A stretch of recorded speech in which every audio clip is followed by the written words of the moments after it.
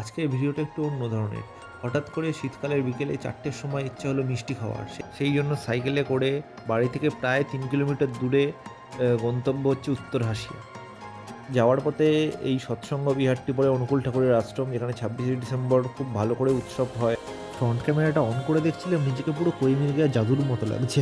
যাই হোক, পিঙ্কল থেকে সোজা এসে জীবনপুর বৃদ্ধাশ্রমকে ডান হাতে রেখে কিছু দূর গেলেই ডান দিকে পড়ে সেই মিষ্টির দোকানটি মুনমুন সুইটস। এখানে পার্টিকুলার একটা মিষ্টি খাওয়ার জন্যই আমার এখানে আসা। সেটা হচ্ছে এই শীতের মরশুমেই শুধু এটা হয়, সেটা হচ্ছে দুধ পুলি। প্রথমে ঠিক করেছিলাম বাড়ির জন্যই প্যাক করে নিয়ে যাবো, কিন্তু সামনে দেখে লোভ সামলাতে না পেরে দুটো তখনই অর্ডার করে ফেলি। দুটো খেয়ে তারপরে আরও দুটো নিয়ে টোটাল 4টে খেয়ে বাড়ির জন্য প্যাক করে সোজা রওনা দিলাম বাড়ির উদ্দেশ্যে। তার আগে একটা রুট তোমাদের আমি বলে দিই।